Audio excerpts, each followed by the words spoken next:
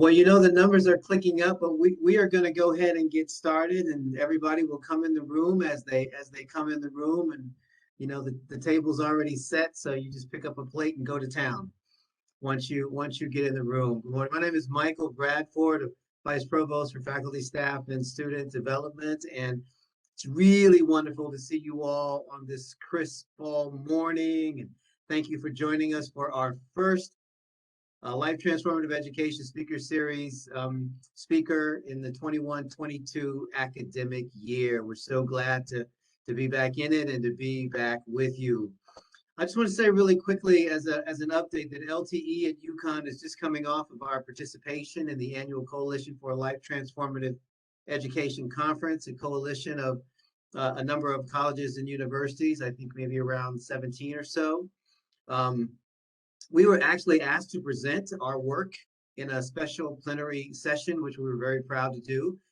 We finished the conference enthusiastic about our work today, really optimistic about the work we have ahead in this coming year and further on.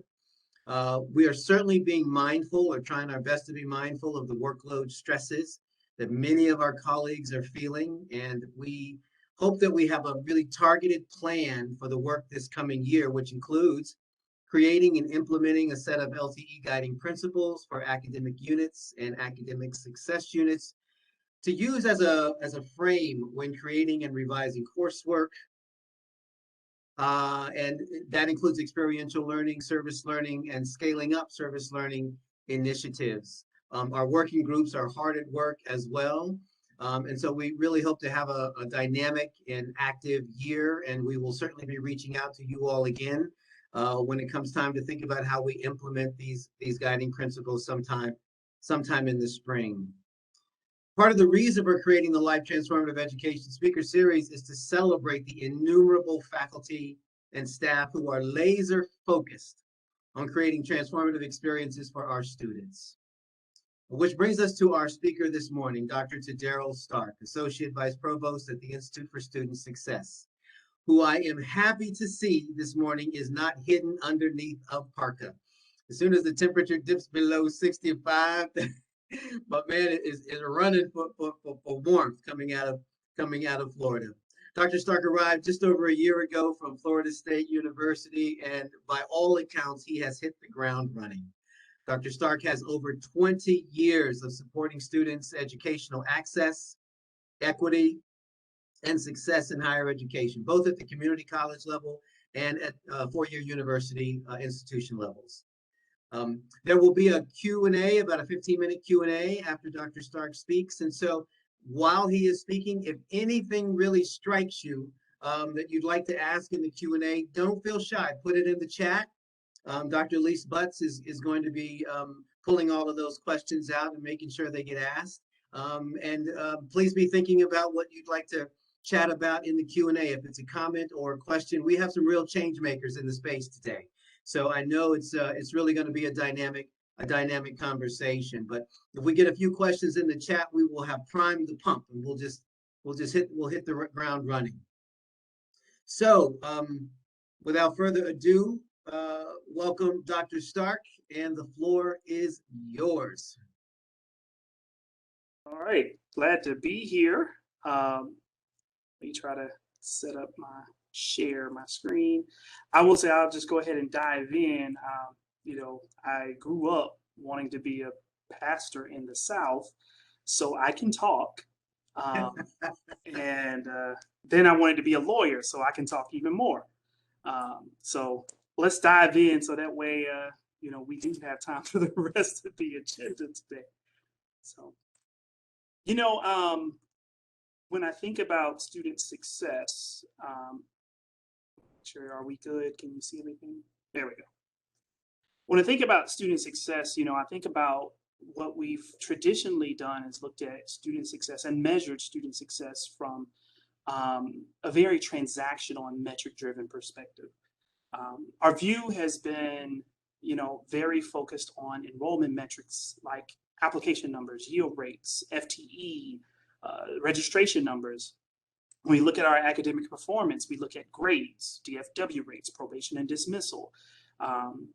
And then a lot of what we do, it focuses on how does it move the needle in terms of retention and graduation. And then even then, we only focus on those first time in college students and how long it takes for that particular cohort to reach graduation. But even after they graduate, we look our efforts to measure our success at Uconn and higher education is how our alumni give back, or do students get a full-time job, or do they go to graduate school? And we even try to measure what is their salary in order to determine if we're successful. But a lot of this perspective, it's very transactional. It's very impersonal. We look at students, they come in, we get you out. They take a class, they either pass or they don't. They graduate and then they get a job, they go to grad school, or they give us money. And they give us money, hopefully. So many of the things we do in higher ed, like advising, experiential learning, career development, academic support, mentoring, a lot of those things, they're too often viewed from the perspective of how it moves us to achieve those outcomes. And yes, we need to know if they are effective, and we do need some type of semi-objective way to see, are we doing what we're supposedly designed to do as an institution? We want to get our students out within a defined time with a degree, but that limits the design of our institution. And our approach to student success doesn't reflect the possibilities of what a college journey could be. So what I want to do is kind of, take a minute for you to reflect on your own experience. And I think in doing so, we can see where possibilities of higher education can be beyond a transactional kind of nature of student success, and one that can start to help us move towards one that's more transformative. So I like to start from the beginning. My background was in, college preparation. And so I wanted to know, was college always your goal? Did you see that college was your future, or was it just a foregone conclusion? Was there an expectation that once you finish high school, the natural progression was always college? And in trying to decide, did you hear from recruiters? Did you maybe visit a campus? When you went to campus, did you see people who looked like you? Not just walking around, did you see them hang with the pictures hanging on the wall? Did you see it in the faculty who taught? What was it that connected you and made you want to apply to that school? And when you transitioned to going to school, did you have a plan for the transition from home to college? Was there anyone at home or elsewhere that helped you navigate how do you transition from high school to college? And when you finally got to orientation, do you remember, how did you feel when you got there, and who did you connect to when you got to orientation? Now think about inside the classroom. Do you remember the lectures that inspired you to your path? Like, I mean, the actual chapters in the textbook. Like, do you even quote anything from your undergraduate textbook? Do you remember, was there anything that moved you and helped you to become who you are? Was it the professors? I mean, do you remember those people who made that text come alive? Those people that helped challenge you to go deeper than what you were reading? Do you remember the people who pushed you to supplement the readings with other ways of learning the material? And what about in advising? Do you remember the advisors who gave that sage advice that challenged you to those aha moments? The ones that helped you discover what you wanted to do and went beyond just saying, hey, this is how you check a box, now you can leave my office. Now think about the out of classroom experiences. What was the most impactful things that you can remember, that the things that stand out in your career in college? Did they speak about the class curriculum, or did they speak about who you were, about what you wanted to become, or what pushed you and motivated you, in your personal life, academically or professionally, or even socially? I'm also wondering, was there a space or a place where you could connect to others who shared your interests and your passions, your identities, a place where you could really affirm who you are and who you were becoming, or even for some, a place where you could just be and take off your mask and just be in the moment of who you were, and explore, develop your identity more. When thinking about your experiences, it's really who and what do you remember the most? Was it the textbook, or was it the people and the activities that brought the textbook to life and brought those words and the lessons, brought them meaning? Then I do have a question. Were they pre-designed experiences that were already built in as part of your college journey? Or did they come about because either you had your own initiative, or there was someone who pushed you and promoted you to go do these things? Was it one of those impactful individuals that you ran across that helped you to discover who you wanted to be? And I'd venture to guess that when you reflect on your experiences, the most memorable and impactful engagement in college was beyond those transactional things of student success, going to class and paying for school and things like that. It was probably the deeper, more meaningful experiences that led you to persist and graduate and led you to achieve those post-graduation outcomes that we want to see in our alumni. Another limitation that I've seen in transactional type of student success is we limit our focus in terms of who we talk about. So, I want to re-examine the lens that we look at student success as well. When we talk about admissions and enrollment, we really usually focus on those who we think meet the eligibility criteria. It's those who we think will be an academic fit that will be able to withstand the rigor of our institution. And when we look at graduation and our retention, we usually measure only those first-time, full-time, fall freshmen and follow only them through the journey. And on some level, we only consider those who start and finish at our particular institutions or campuses. And even for those who do finish here, their enrollment in grad school and full-time employment, and again, like I said, their salary levels after graduation is, for the most part, what we look at to determine, were we successful? Did we do what we said we would do? And using those basic traditional and transactional measures to define student success leaves so many people out of the picture, and it fails to tap into what our full potential could be as an institution. I wonder, what about the pre-college student who never thought college was a possibility, but if they had the right level of support, could be a part of the Uconn pipeline? What about the student who hasn't seen themselves on campus, where there may be a small percentage of them as a population? And what about the student who has to work and can't take classes at a normal, traditional college time? What about the student who thinks they're limited because of their family income, or they started at a community college? A transactional student success approach has a glaring hole, and it misses so many students in how we design our systems and practices and things of that nature. And so I like to look at my story to provide a different example. I was recruited by a number of schools, and there were some recruiters that really made me want to go to their campus. I mean, they earned their pay for sure. But I do remember a recruiter who just left such a bad taste in my mouth, because they only had talked about how amazing their school was. And it made it seem like we would be blessed if we enrolled there. And we probably should have been grateful that he considered us worthy to give a fraction of his time to give a presentation at our high school. Needless to say, I didn't go to that school. When it did came time to choose where I went, I didn't pick the one that excited me, the one that I could have seen myself there. Even though I didn't even pick the one I didn't get recruited at the school I picked. I picked the school that gave me the most money.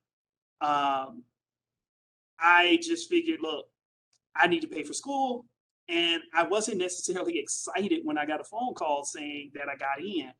I was partially relieved, but I think I was still more concerned, because I was getting a scholarship that would pay for my tuition and a lot of my college expenses.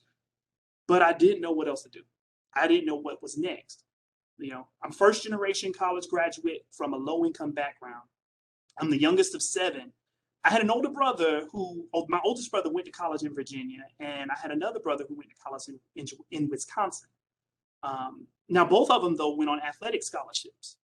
Now, even though they graduated, they came back home. They did work in education kind of programming to support people like me in our community. Unlike my peers in my neighborhood, I had the benefit of built-in mentors who could show me the value and importance of a college education.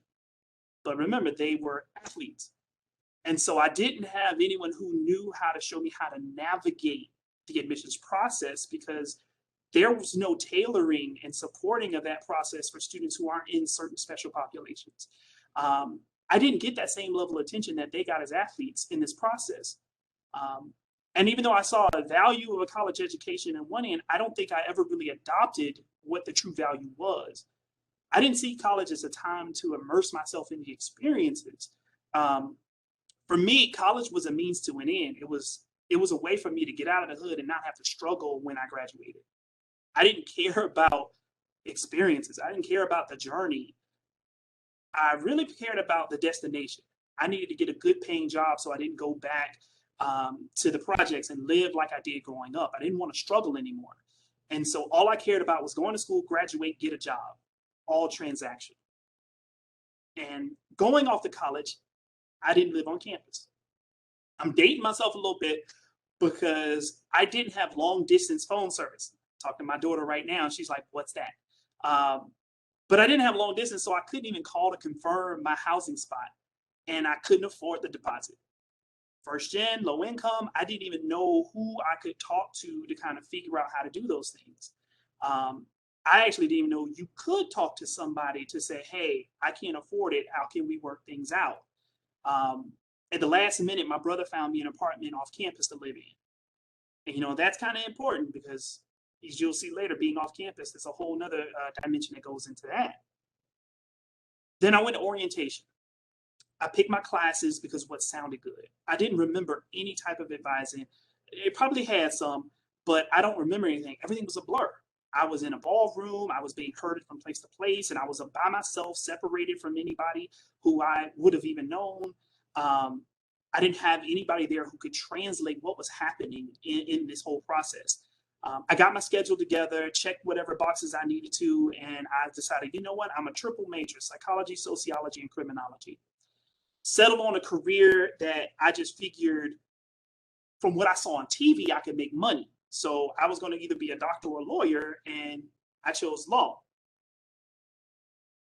I took my first history class. Remember, I just checked boxes, but the name sounded good. Black America since 1877.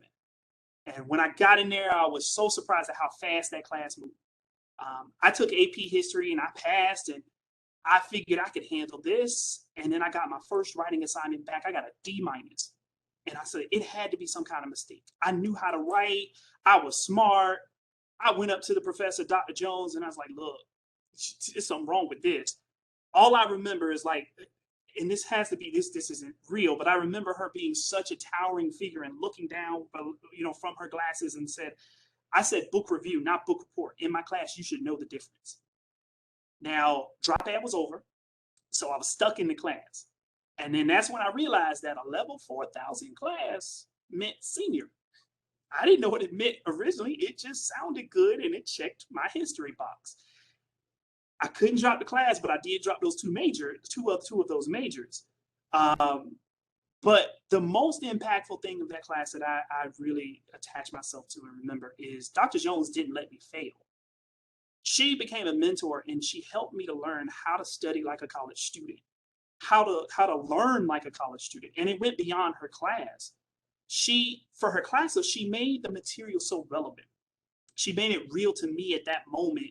It wasn't about, the dates in the text and the long gone historical figures.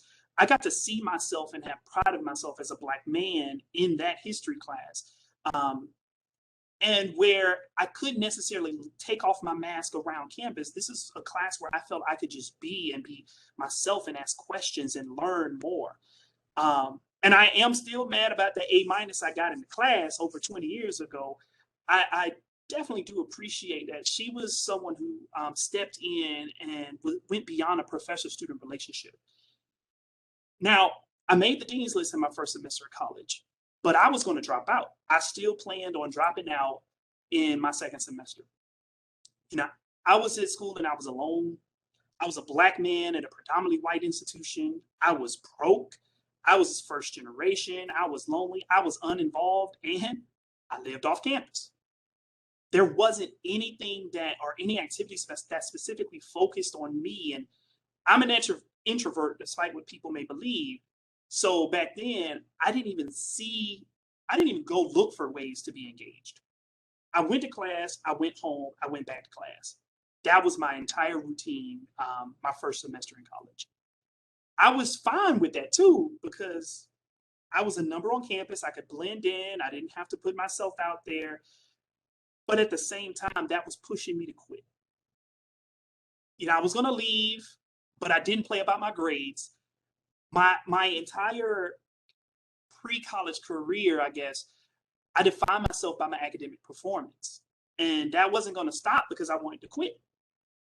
I made the dean's list and I was invited to a reception for Black students that was hosted by the Black Honor Society. I went there and I just so happened to run into a grad assistant that worked in an academic support office for minority students. He helped me to see myself as more than just one of tens of thousands of students. He showed me that I could actually be a part of campus. I could do more than simply exist and go to class, and I could be engaged. I could find my purpose and passion, and that college was a way for me to really find things that spoke to me and operate from that perspective. He connected me to some peer mentors from that same honor society, and they helped me to become active in service and in leadership activities. And instead of dropping out, I saw that I belonged. I learned about opportunities and even stepped up and got leadership roles across campus that next year.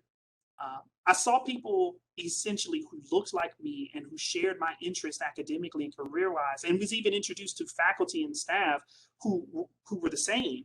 And I built connections that way. The rest of my time in college, I describe as through my experiences. I had people who made my experiences possible. A supervisor who took a shot and hired me so that I could afford the rest of my cost of living. And in that position, it led me to really find a career in educational equity. I remember the advisor who pushed me and encouraged me to study abroad when, talk about being out of the country, I'd never been on a plane before. I had the professors who stepped up to give me an independent study and to connect my interest in research and the Black experience. I really look at my college experience by the stories of engagement, the relationships I built, the opportunities that were provided, service that I performed, and leadership roles that I held. I connected to people, opportunities, resources, things that affirmed my identity, that helped me see myself beyond my background and really pushed me to experience things I never wanted or knew I wanted to do. Those experiences led me to stumble on a job at a community college providing academic support for first-gen, low-income, middle, and high school students. I never went to the Career Center. There were no classes and things that intentionally helped me to explore what options I could have post-graduation for a psychology major. Rather, I looked for a job that would buy me time until I wound up going to grad school to study something that I do know now would have never fulfilled me. It would have gave me money, but I wouldn't have been happy. When I think about my journey in college, the truth is there were too many points where I should have been on the other side of student success metrics. I should have been a victim of metric-focused student success engagement.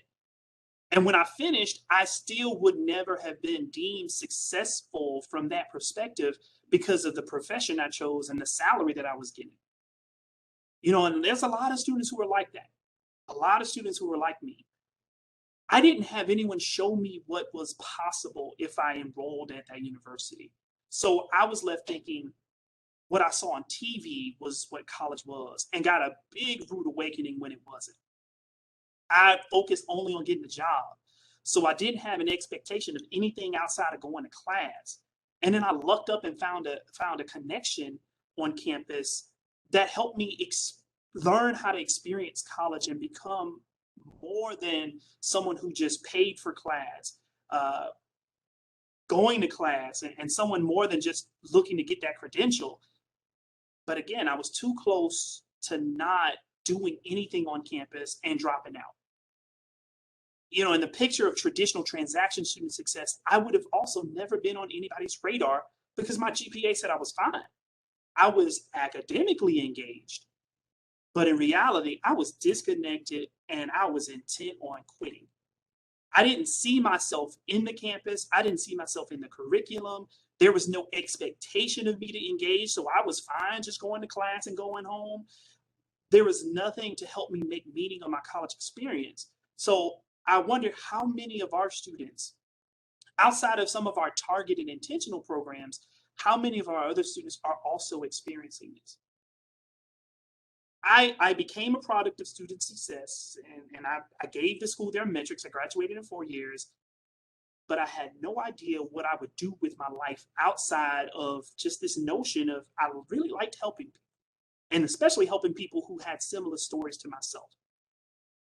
Again, there wasn't any programming or intentional coursework or capstone classes or anything like that that would have connected my experiences and the service and things I wound up doing connected to passions and what I wanted, what I should have probably focused on post-graduation.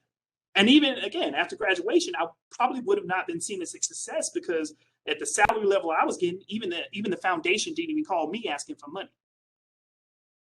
So in my story, I realized there were too many situations that were determined by chance that led me to finding some of those deeper connections. I gave the school that graduation statistic, yeah, but I just so happened to stumble on things that developed and affirmed my identity. I just so happened to run into activities and situations that helped me see myself beyond my background and that pushed me to experience things I never wanted or even knew I wanted to do. I was never thought of as a student success risk because of my grades, but I was leaving because of a transactional focus on just those grades. My student success was not because of the going to class and the things that we traditionally think of in terms of how we measure student success. It was because of deeper level engagement and learning. The problem here, student success wasn't, and unfortunately isn't necessarily a result of intentionality. It's not because of an expectation. And for me, it wasn't an expectation that I would develop my identity or develop agency. And that over 20 years later, gosh, I'm dating myself, I'm getting old. This is still the case for too many students in higher ed because we focus a lot on metric-driven and transactional encounters.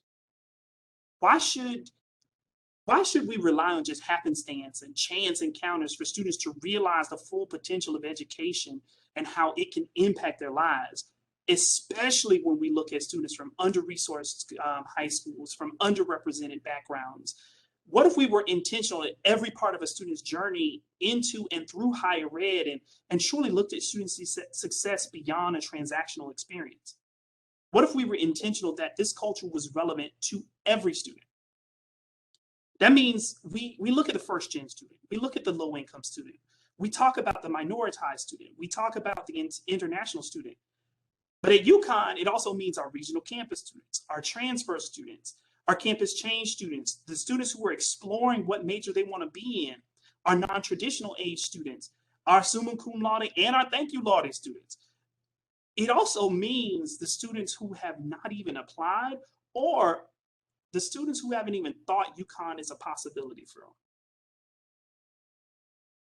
In our work in ISS, we try to think of ways we can actualize student success for various student groups across our system at Uconn. So part of, when I was putting this stuff together, I was thinking about what are some ways we can tap into and push and promote LTE to make student success a product of quality engagement and deeper learning and shift from a transactional kind of approach, a solely metric-driven approach. For instance, I know in higher education begins to transform students before admissions. It's one of the reasons I advocate that access has to be included and woven into the fabric of what we deem as a transformative education. We can build the expectation for the deeper level of engagement and connections that we want our students to have.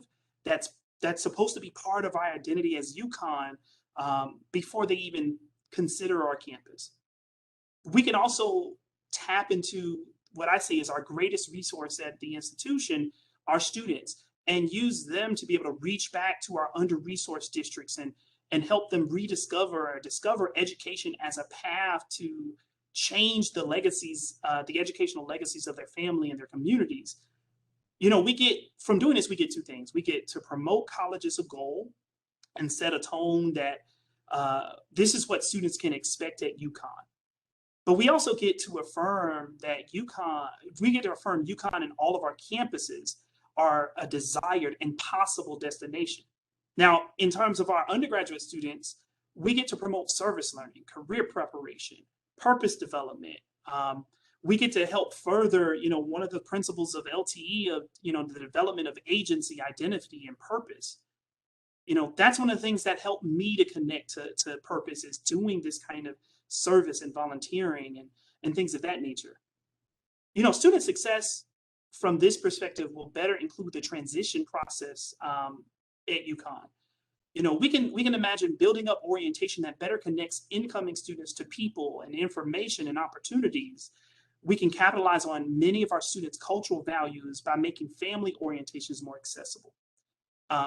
We can remove barriers to enrollment and matriculation without students needing to ask for accommodations or waivers or deferments. And let's not place the burden on the orientation office alone to try to jam pack everything into those sessions. But we are some of the brightest minds in higher education. We can use our collective minds to explore how we build new systems, use technology, and do other things that emphasize connections to people and resources that will set an expectation of all of our incoming students that LTE is the culture here at UConn from day one. I'd be remiss to say, I also think we have to make sure academic support is a fundamental aspect of LTE. We have to champion it as part of the college way of life. Through life transformative education, student success can emphasize academic support as not just for students who are struggling, but is a characteristic of how students move from good to great. Our basketball team is phenomenal, and a lot of our sports teams are great. So, thinking of that championship culture of coaching, we should look at how do we make coaching and success an aspect of our students' academic support. How do we push our students to take advantage of deeper level of learning and engagement intentionally? That's going to result in our persistence in our graduation numbers. And let's be honest, our students can't be a part of the educational and a transformative educational process if they're dismissed. I think we also can redesign experiential learning by incorporating academic affairs into what we traditionally think of as engagement and expand our integration of student affairs into the classroom. Let's explore how we increase recognizing students for their leadership engagement. And since my work is focused heavily on students from low-income backgrounds, I'll take a second to plug here for us to look at resources like federal work study as a mechanism to ensure our lower-income students. I think I might have went back here. Okay, I'm sorry. Let's look at work study as a way where we can ensure our low-income students can really engage in high-impact practices. Can we look at how we design our work study positions that truly speak to them getting greater relevant experiences connected to their major or their career paths? We expand as we expand LTE, let it become an expectation across our system and realize the full potential and opportunity that it will bring our students in terms of retention and graduation. That's going to happen. It's what it also is going to happen. It's going to lead to our alumni involvement increasing. We'll create more where the alumni come back and they mentor and they give shadowing experiences, seminars, and workshops. We want their money. Don't get me wrong. We want their money, but we also welcome their time. Something that they can do to help us expand ways to broaden participation in experiential learning. I also say, let's be sure that the educational system we do here is not just a store-centered approach. We have to make sure that all of our students on the regional, our international students, our students who are remotely, all of them can access high quality, highly engaged programming. That's an expectation that we have here and want to design here at Stewart's. That includes the classes, expanded opportunities, communication, information sharing, and other things that really we know impact their education pipeline. That also includes having academic support people and mechanisms that say, you know what, you get here, we're going to help make sure you finish here. And when you transition, you're successful once you get to Stewart's. You know, these ideas focus on some small ways that I think we can continue to increase our shift towards a campus-wide approach to student success being more transformative than being metric focused. Now, in your reflections and in my story, I'm sure there was some commonality. Our experiences in college are mostly characterized, the ones we really, really remember are characterized by the immersive, relational, and experiential opportunities that we were connected to. What we see is that even when we are not intentional, higher education is already going to be a transformative experience.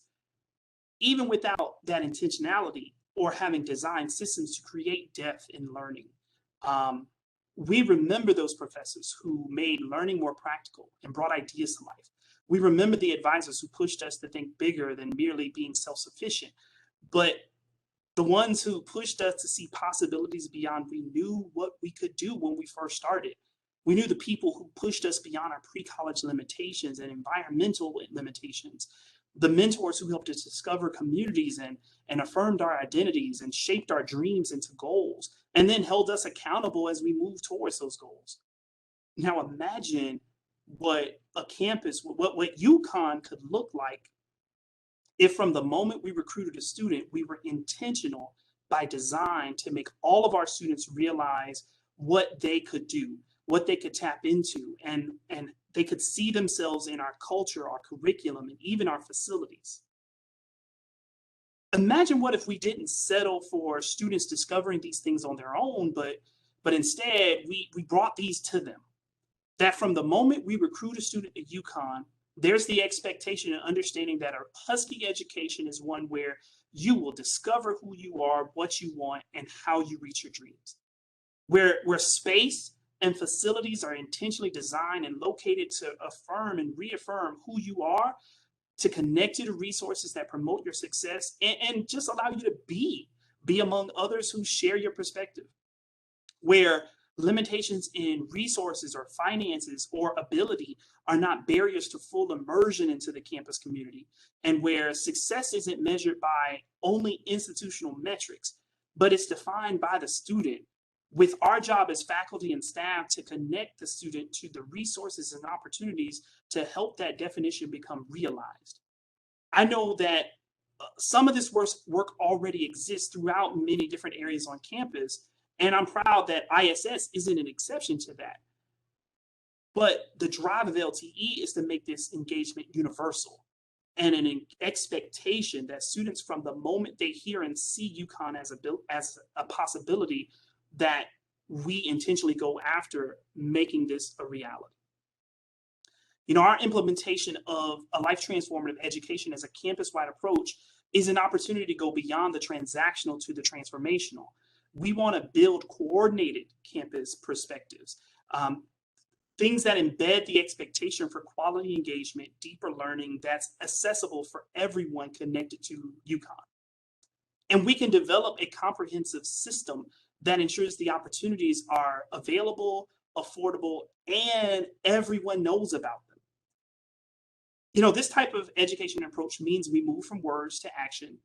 We reshape student success from metric-driven and from focused on and transform to focus more on meaning of college and the journey. And it will definitely result in achieving those indicators that we have to report. The metrics will be gotten. We will see the metrics as a result, but we'll be driven more by the experiences our students have and their ability to connect.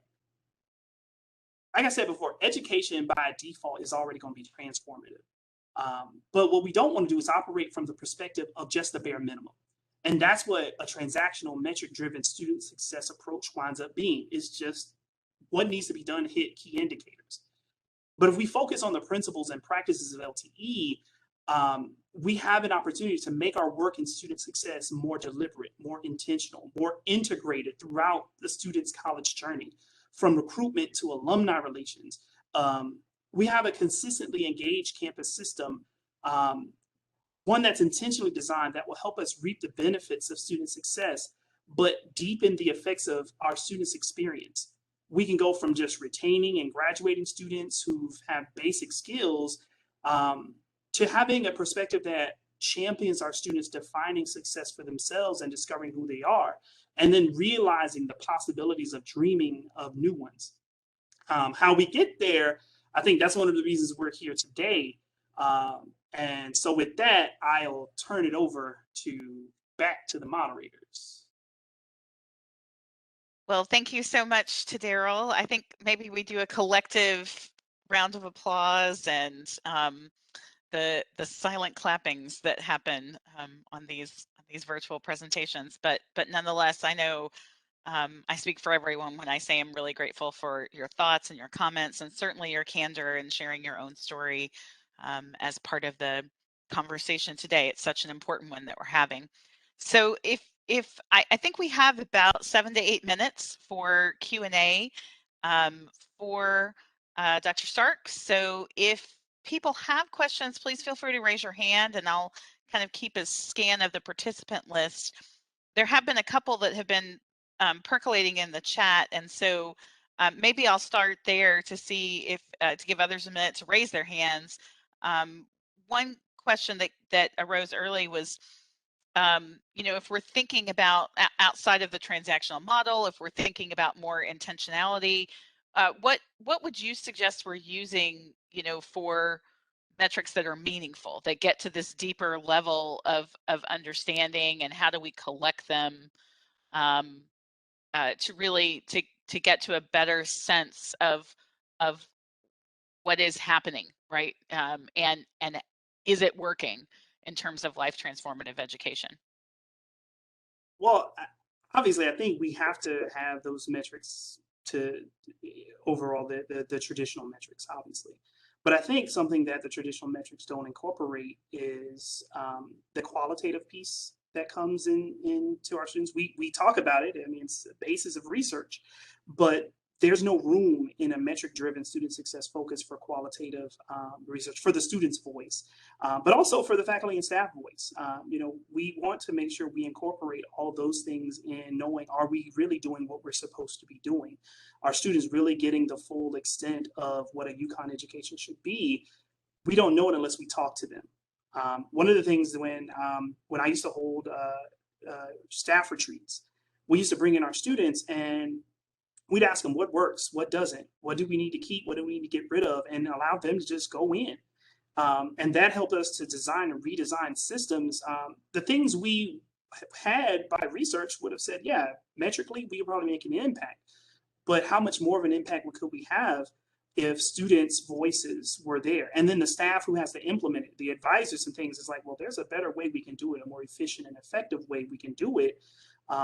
That could have greater meaning and greater depth to the student's experience in their journey. Fantastic. So another thoughts come in about the ways in which life transformative education could fit into some of our new gen ed structure. So thinking about intentionality and integration of these new methods into teaching and learning. Do you have any thoughts there? I know you were speaking, and I couldn't agree more that, thinking more broadly about the student experience as a whole, the way their leadership is developing, and how that feeds more seamlessly into their curricular experience. So any thoughts, suggestions, or ideas about that? Well, from what I'm seeing with the gen ed is the greater push and intentionality in classes and the design of classes. And I think that's such a great space where we can push, promote, and champion the redesigning of classroom experiences beyond just that lecture, that we really push for greater quality of student learning that incorporates things like service learning or more experiential learning opportunities within in the class. That maybe we even look at, are there experiential learning opportunities that will count and check boxes in the gen ed requirements? I think some of this is also beyond the gen ed, maybe that it doesn't fit in gen ed, but it becomes a graduation requirement that students must do A, B, and C or something within these areas in order for them to be able to graduate. We'll get our metric, but what we get is a deeper learning. If we're really about education transforming the student lives, we can push them to learn deeper. And on the other side, we also get alumni who have greater connections to the university and to the campus. And if we're talking about metrics, that translates right into giving and translates right into the rankings of the USA World News Report. Yeah. Yes. No matter what we all think, right? Like that is, that's a piece that's important. And certainly I think this notion of, what are the hallmarks of a Uconn education are things that we are all thinking about, whether it's in LTE spaces or in academic departments or gen ed, right? And how do those forces work together, right, for the whole experience of students? And that's maybe a different way to frame it and a different way to look at it for sure. So of course, now the questions are flying in and our minutes are ticking away. So I think, I mean, you know that I, as well as so many of us here, believe in, actually asking the students, what their thoughts are and expectations is, somewhat mind-blowing, but also, seems to be stating the obvious, right? So any other ideas about, where the places that we should be looking to infuse student voice, student experience, student knowledge, student goals and expectations into our work? Well, I think obviously we have student representation with USG and some other things where they do have the ability to kind of have those conversations. I think it's in maybe some of the lower level offices where as we're designing and creating systems and programs that maybe before we do that, we have student advisory groups. I mean, I think of like SSS. There's students who are part that are able to contribute and to talk about here's the experiences, and they design systems before they start programming, they can design systems based on the students having those conversations. I think there has to be somewhere where if we're going to build a learning community, for example, that we are sitting and we're talking with the students about what do they need. I mean, there's a petition that came out yesterday talking about they want a learning community. It's like, well, how do we proactively talk with students before it gets to that level of where they want to protest that we don't have this? I think it's having the frequent conversations. And then you go to higher levels that, there should be that expectation that, we are going to be visible for them. I think, we have it where like our provost goes to the advisor meetings and there's also chances for students to have those conversations. I think we need to replicate that more with our deans and our associate and assistant deans and other things where they are hearing more from the students. Our advisors hear it all the time, and I even know at my level, it's very difficult for us to hear from students and see students because we're always bogged down in meetings and other administrative tasks, but we have to find ways to get them in front of people like us and people who don't necessarily live in that life cycle of a student on a daily basis. Yeah, I think I couldn't agree more. And, I think there's always this kind of dichotomy between anticipating student needs and building and responding to student needs and then measuring what you've built, right? And then does it, it's like a continuous circle, right? To see whether or not, whether we're doing the things that actually matter and do they matter. So well, I think it's also, no, go ahead. Well, thinking when I talk about facilities and space, we don't necessarily have space where students are just there and engaged outside, maybe, like the library and things like that, yes, or the student union. But one of the things I found very valuable to me is that, I had my own building that was full of students who were first generation underrepresented, and it was packed. And I would just go downstairs and be able to hear what they're talking about, know what they're going to engage with them. We don't have a lot of those spaces at Uconn. And that's why I think if we intentionally design spaces where students can be around us who are academic, people, that we can, even in some of the spaces where they're just having casual conversation, you learn a lot. I also think there's value in social media. I always say that students, they lie on Instagram, but they tell the truth on Twitter. And what you will see on Twitter is exactly how they think about a class, a professor, an experience, and what they look to get out of their education. If you effectively look at these things. Yeah, absolutely. Like some of it's going to where they are and where their whispers are, in addition to, providing those spaces for them to talk directly to us, for sure. I know my first office had ventilation slats that opened up into a lobby of our building, and the students sat out there and talked all the time. And they used to say to me, like, how do you know what's happening? How do you know all this stuff? Well, I just listen and you talk. So anyway. And you get those students who are not going to volunteer to be the ones talking to you, because I think the ones who volunteer, they're the choir. You really want to get to the students. Like I said, I was never going to come to anyone. Someone came to me. And that's where, if you're just around in the spaces where they are, you get to have, and then they start to see you. And I'll be honest, when you come from an under-resourced high school, the relationship they see of us as faculty and staff may be more authoritative. And so you break down that hesitation to want to even engage and to be connected if you are able to have the kind of spaces. Yeah, definitely.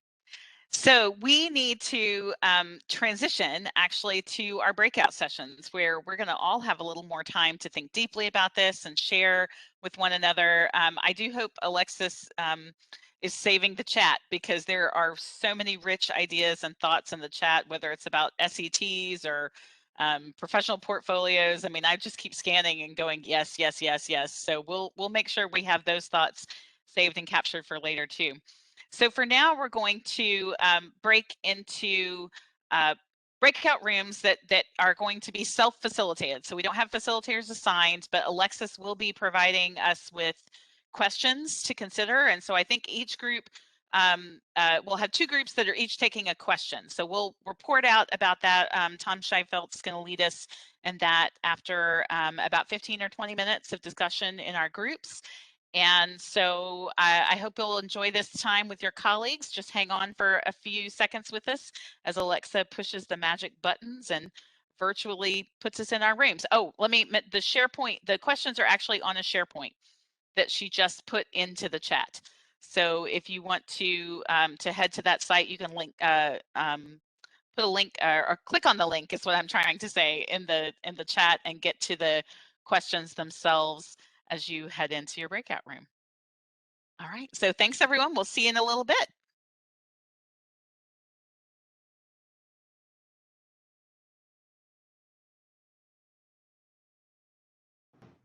I think the link got a little mangled. Oh, it did. It worked for me. It did? Me. You get that warning. You get that warning thing on WebEx that always tells you like. No, weird. It just went to my home folder. But maybe that's just my incompetence. I'll do it Just to again. confirm, so everyone knows what question their groups are going to be addressing, I've dropped either question 1, question 2, or question 3 as the name of your breakout group, so that way your group can all address that question and then be prepared to come back and talk about it. So I'll give everyone another 10 seconds to make sure that you have that link, and then send you all off into the groups. Great. Thank you so much, Alexis. Seems like it. Great. Well, I hope everybody had a good discussion in the breakouts. I know I dropped into a couple of them and heard some really rich perspectives. So I'm going to go kind of around the horn and call on each group to, and decide amongst yourselves who wants to give a quick 30-second report out and then for each group, and then we can open up the discussion to kind of broader issues again. So I'll start with question 1, group 1. Who wants to take that? You might not know you were group 1 or group 2, but if you had question one. Well, I guess I could probably say something about, talked about question one. So Terrific. Thanks, Julia. Okay. Thanks for being game. You know, sometimes I have trouble keeping my mouth closed. So hearing. All right. So our group was in charge of, are there traditional or non-traditional tools to measure the fertile ground of this type of life transformative education. And so we discussed that this is a very difficult area to measure. People are coming from different places, and we could have the fertile environment for them, but they're not used to the fertile environment. So it might take some time for them to really get used to what we're trying to bring them to in terms of life transformative education. And so we have to continue, it has to be consistent, it has to be something that we do over time. It's not just a one-time thing. So what do those tools look like? I mean, we talked about just asking them, you know, how are you enjoying your class? Feel like this is an enjoyable thing for you? A lot of times I think we forget that learning can be enjoyable, and it should be. So how do we kind of make that transition from you have to do this to this is your education and you should be active and engaged and enjoy it. The other thing we talked about was life transformative education. You sometimes, and most of the time, don't know it's transformative until about 15 years down the line. And so we talked about getting the alumni relations involved and having longitudinal types of surveys, questions, types of maybe focus groups. I think we didn't talk specifically about focus groups, but I think focus groups are really important as it relates to this. I mean, I have longitudinal data from service learning. I've been doing this obviously for a long time. And, you know, I have data, but it's not rich enough to share, you know, in a meaningful way at this point. But I don't know, Morty or Elaine or Brandy, did you guys want to add anything else? You know, we talked about a lot of other things too.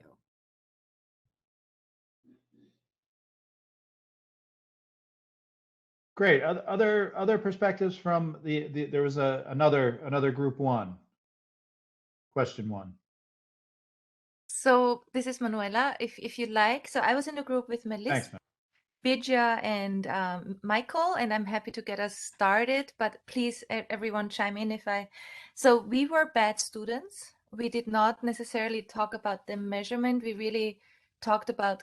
Yes, you're shaking your head. I know, Tom.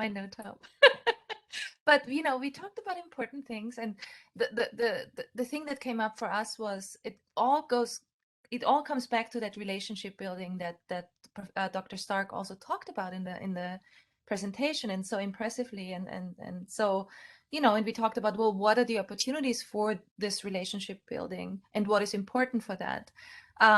So, you know, again, resource issues, space issues. Do we have the space to do that? Do we have the space in our schedules to do that? Do we have spaces where students can gather and where we can hang out with students in situations that are not always formal?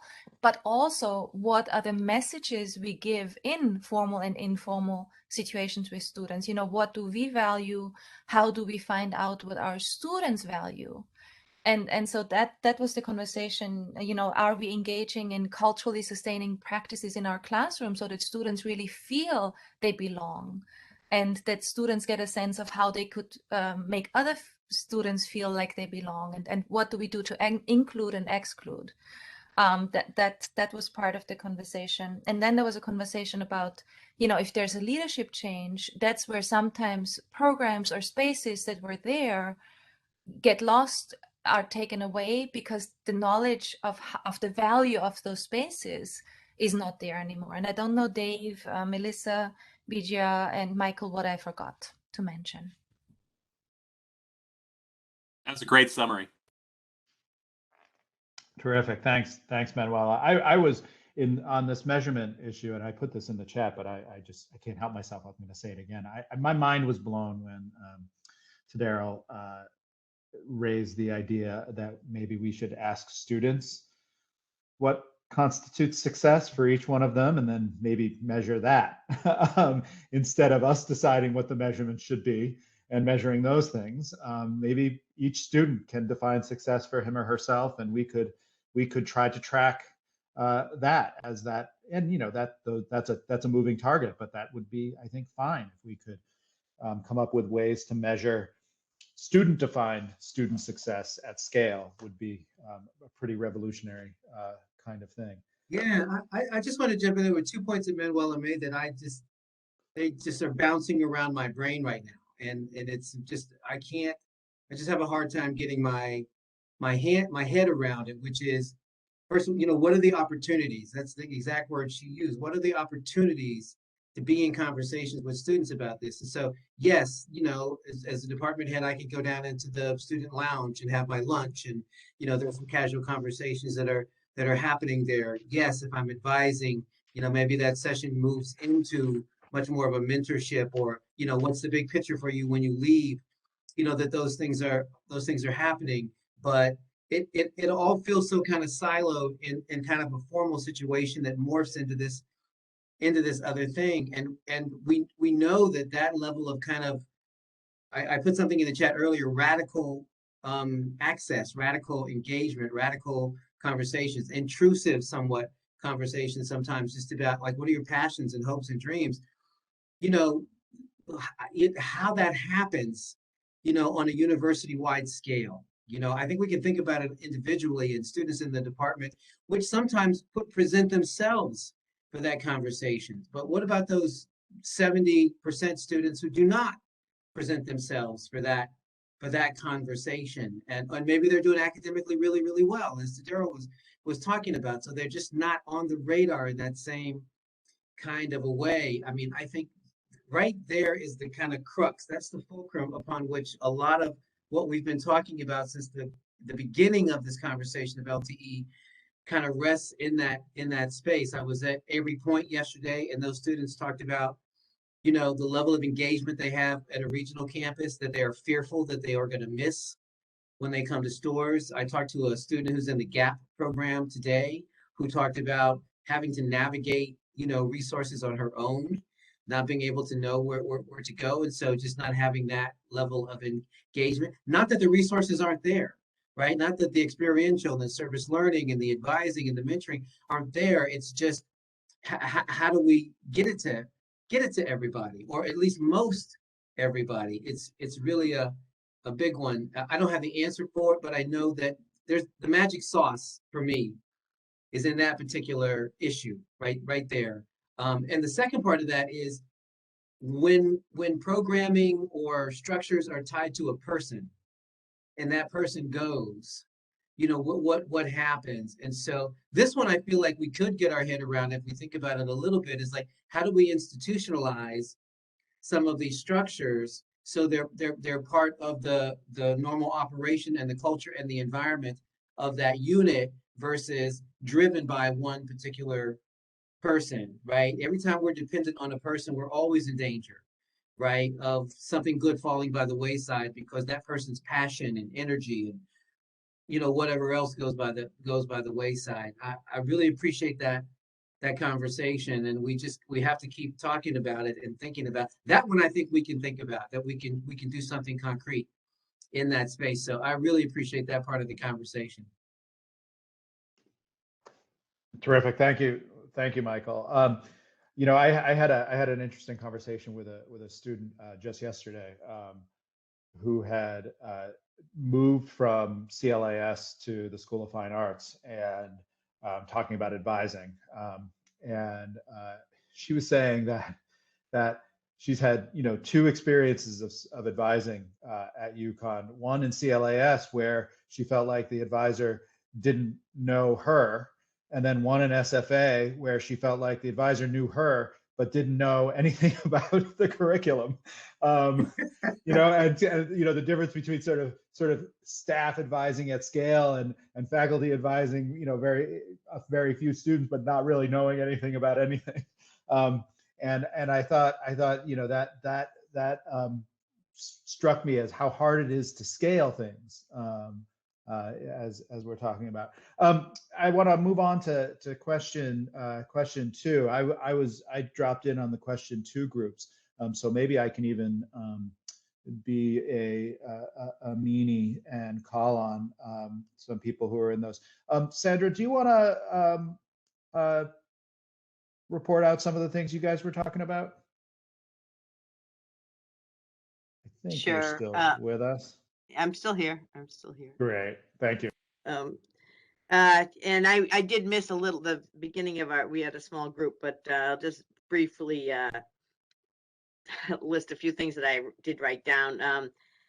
When we were talking about resources in the classroom, you know, a lot of us will start out talking about things in the beginning of the semester with the syllabus and presenting, making sure the students know there's resources. You can ask for them.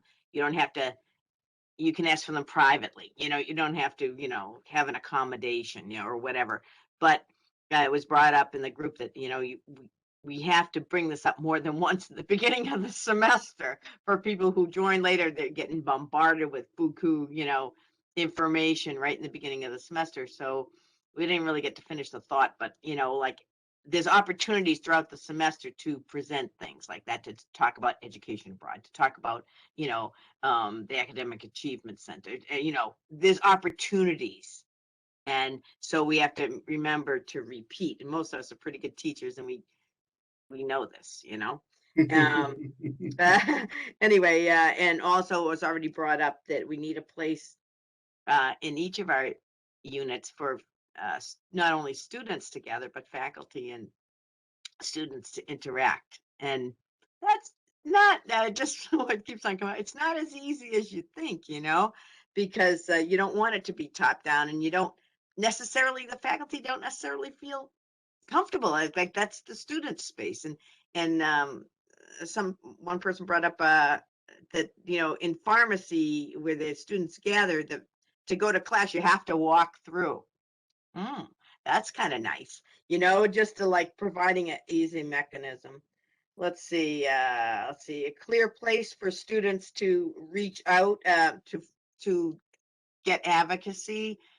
This might not be through the classroom, but, you know, clear pathway.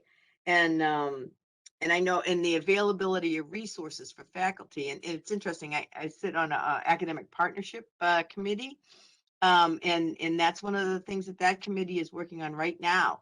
They have developed a red folder, they call it, to put on your computer desktop, to just list for faculty, you know, to just list resources, but also we're going to develop videos. I say we, the big we, right? Yeah. We're hoping to get student actors to develop videos, little, just discrete, short training videos for faculty and advisors that want to just know a little more and where to go. And I think that might be very helpful. And then peer mentoring was the last thing. Like sometimes there's not enough hours in the day. We know there's not enough hours in the day. And trying to get peer mentoring as a more consistent thing through either groups or classes or clubs or whatever, that can be helpful. So anybody else in the group want to chime in? I'll just jump in on one other thing, and that is sort of the elimination of the mentality that there are weed out classes, that all classes should be weed in classes, and that that old-fashioned, really dated, that's hurting so many students.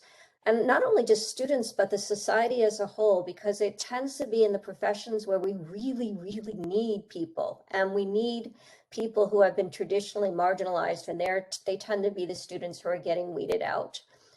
So this is really where the coaching would be key. It's about success, and it's not about, finding a way to fail students. Yeah.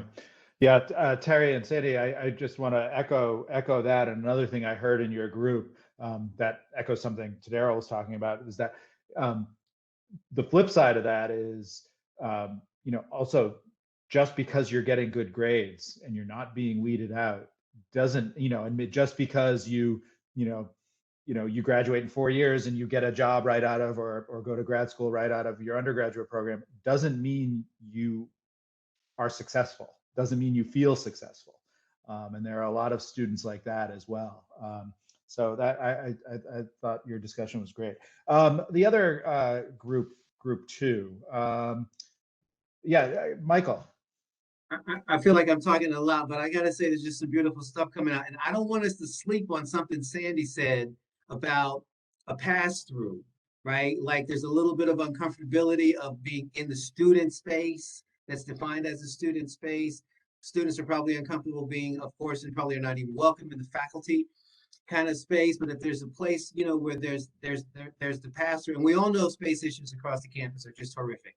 We're all in need of more space and support in that particular vein. But I just thought that was a really innovative way to think about where those interactions can happen, right? What are those places where folks congregate that are not official spaces? What are pass-through spaces? How can we just think differently about how we can manufacture some of that possible interaction? Appreciate that, Sandy. Terrific. The other group too, I think Steve was in there, Alana was in there. Anybody want to jump in? I can make a couple of comments unless other members want to. Feel free to chime in. I know it was Kathleen and Nicole as well. I think, we talked about how different classes might have different opportunities in these spaces, comparing things like first year experience classes to general education classes and the different audiences they command, and major specific classes. So kind of customizing where we can capitalize on things like developing experiences or engaging students and creating agency based on what audiences are in those different classes. Another point we kind of talked about is capitalizing on and carving out space for feedback from students directly. We mentioned SET, we know that that's something a structure that exists already, but where and how can we impact that process to get feedback from students on this, exact point that we're talking about right now. Yeah, kind of echoing what we've heard many times, Dr. Stark talked about it, and I know other groups have mentioned, kind of asking the student. And so is that a structure that already exists in this classroom space to get feedback from students? Any other comments from Nicole, Kathleen, Stephen? I think you did a great job of summing things up, Alana, but just coming back to, even not even getting caught up in kind of what is the action, just taking that step to try to connect with the student and just showing that you're trying to be empathetic. That in itself is a connection, checking in with people. So, it's great that we're trying to be thoughtful about how we're going to do this, but just taking that step to reach out, that works volumes as well too. We talked about. Yeah, I was struck by one of the comments that I heard in this group about how some programs, some schools, especially the places where the learning is necessarily more hands-on and like animal science or social work, where they get those kind of experiential learning experiences. That's what it's all about. But that, so that kind of life transformative education is happening. But then the problem in some of those places is getting students out of that school and connected with other resources on campus, other kinds of life transformative experiences, as Steve said, getting them out of the barns, right? They get plenty of experiential learning in the barns, but what about outside the barns? And I thought that was an interesting take that I hadn't heard before. Great. Moving right along. Group three. Does someone who was into group three want to chime in? Sure, I can go. I'm Karen, and I worked with Kimberly and Laura. We talked about the question of how do we hurdle the challenges. We didn't talk about financial. We just felt like there's really hard to go over that hurdle. Either you need to get more money or you reallocate. I don't know another way around it. But one of the things that we talked about was in order to get the transformation with the students, we have to transform ourselves. So we need to get training on how to work with these students. And we need to, as a whole, we need to shift our culture. So the transformation comes from the student, but we have a transformation that we are responsible for. So our transformation has to happen before really it can happen for the students. And I say ours, I mean Uconn as a whole. And so I think some of us feel like there's not a holistic approach to working with students. So students have academics, they have work, they have social lives, they have extracurricular activities, and they go to different departments. And so what happens is these departments may not talk to each other. Some do, but many don't. And so there's these things happening with the students in different areas on campus. And if we could see the big picture of what's happening and have a more holistic approach to it, that way we could see if there's a red flag that comes up with a student. So one of the ways that we talked about with that holistic approach was, why can't the experience of the FYE class in their freshman year continue through the 4 years they're here at Uconn? So we work with students, 19 students. We get to know these 19 students really well for the fall semester. We know when they don't come to class. We check in on them. We know what's going on with their holds on their accounts. We know a lot about what's going on in their lives for the first semester.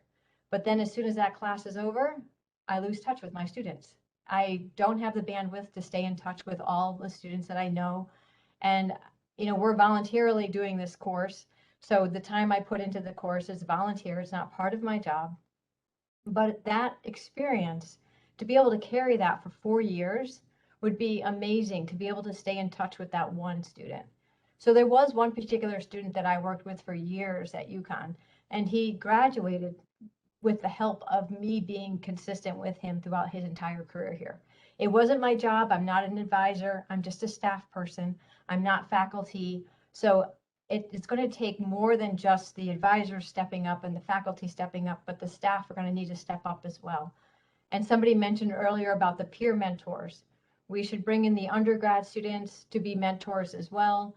And I think if we can get a more holistic approach and get everybody involved and shift the culture, that's a lot what we talked about on how to get to meet those challenges and try to get this transformation happen for us as well as for the students. Did I miss anything, Laura and Kimberly? Anything I should add? No, I think you covered everything. Thanks, Karen. Terrific. Michael, did you have something you want to say? I was just saying, all I could think about was Nexus. In that particular conversation, like, how do we all stay connected? There's not a press that you have to be, engaged on a daily basis, but you can certainly know, or check in from time to time and know when that student is starting to drop out, when that engagement starts to lack. And I think that, for LTE core and working groups this year, socializing Nexus is one of the most necessary student engagement platforms we have.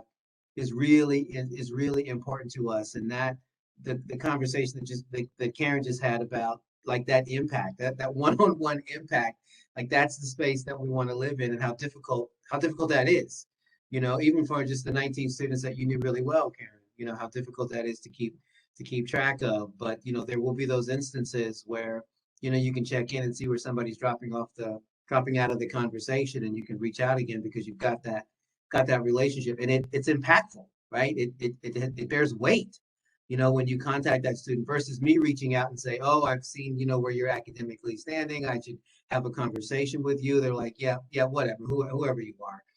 But, Karen, you reach out and it's a whole nother kind of a conversation. So all I could think about was Nexus, and how do we continue to strengthen that particular platform, and how do we get that socialized as a space where we can stay engaged with our students. All right. Moving on to our last group, Group 3B, or whatever we want to call it. Is there someone who wants to give us the rundown? I'm Renee. I was in group 3B. Thanks, Renee. Yes. I guess I'll start by saying, Luann, I'm going to call on you in a moment, because Luann shared about a passport type of an opportunity for students, which would be similar to the continued FYE experience. So Luann, I'm going to call on you momentarily, but in our group, we talked about how in the enrichment programs for honors students, that they also have additional responsibilities, if you will, that would help them to have a transformative, high impact education in and out of the classroom. And trickling those same types of responsibilities for all students would be really beneficial. So we talked about that. We also talked about how it would be really wonderful for upper class students to lead kind of fun activity types of sessions, perhaps in the evening time when classroom space is more available, for students to all get together, but they could have an LTE high impact theme to those fun activities. And we know how our students, they listen to the upper class students that have already experienced those same types of opportunities, or missed out on them and don't want them to miss out on opportunities. So I'll leave it at that, and I'll let Luann share about the passport. Thanks, Renee, for putting me on the spot. I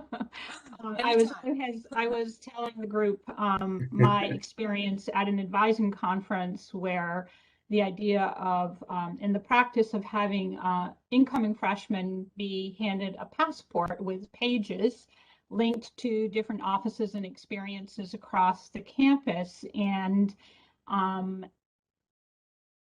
which they had to have a certain number of pages, quote, stamped or traveled to in order to meet graduation requirements. And it's not unlike the honors program we were talking about, where there are certain experiences and things that they have to do to and essentially graduate with honors, that all students in effect could have certain requirements that they need to meet that put them outside of the sort of expected course of their major program, but have them engaging with offices and individuals across the campus that would hopefully create the connections that we're talking about, and further those conversations. And of course, the sticking point is making it a graduation requirement. If I can add on, I love that. There was another piece that we talked about as well, which was employment. Luann talked about work study. I was in just student job, but that was a huge part of our college experience. And there are ways in which people who manage student employees could really be empowered, given instruction in and support for transforming those experiences to really helping students make the connection between their student employment and LTE, and thinking about programs and support for that. Beautiful. All right. Well, thanks, everyone. Michael, I'll turn it over to you if you want to, if anyone has any closing thoughts before we all depart. Yeah, indeed. I'm just busy writing notes. I'm just busy writing notes. It's just a lot of good work that's coming out of these particular conversations. I just want to, first of all, thank Dr. Stark for agreeing to come in today and share his thoughts and his expertise. What a story, what a journey. It's really great to have him here. So Dr. Stark, thank you so much for joining us today. We had over 40 participants earlier, and people have to go off to meetings and things of that nature. So we've got a little less now, but it's always wonderful when you see the community come out to support and be in these conversations. I can't thank you all enough, for taking time out of the day to be here. When we think about life transformative education, when I think about life transformative education, it's such a big kind of amorphous animal in my head. And these conversations always help me bring it down to something that's more of a size that I can hold in my hand, and to think much more concretely about the work that we want to do and the spaces that we need to have some impact in order to shift culture. Because as somebody said earlier, it's really a cultural shift across the university. It's a cultural shift in our own mindset, our own way of doing work, cultural shift in the way we think about how we support our students. But a friend of mine told me, well, it's practice that shifts culture, right? So what are the things you can do to edge culture to kind of move in that direction? And I think all of these smaller things that we're talking about that we can do, should do, try to do, are the things that are going to start moving, this big ship called Uconn in this direction of cultural change, in this direction of affecting all of the students across our campus. In that conference, the one thing that was really prescient to me in the CLTE conference was that many of the cohorts in there are actually operating in units, or in an academic unit, or in a smaller college, and trying to affect change there. Why we as the University of Connecticut thought we're going to do this across the entirety of the university with 24,000 students, I don't know, but that's just how we do things at UConn. We go big, we go big, or we go home. And I think we're actually moving in that direction. We're moving in that direction. So just all of that to say, once again, thank you. Appreciate your voice in the space. Always your participation. Spread the word, for LTE, and the fact that this is the work that we are trying to do across the university. The more we talk about it, the better, the more we socialize it. But please go out, enjoy the rest of the day. I don't know about you, the weather in New London is absolutely beautiful. It's crisp. I'm gonna go out there and finish my coffee. Hope you get a chance to get outside. But for right now, thank you and have a great day. Take care.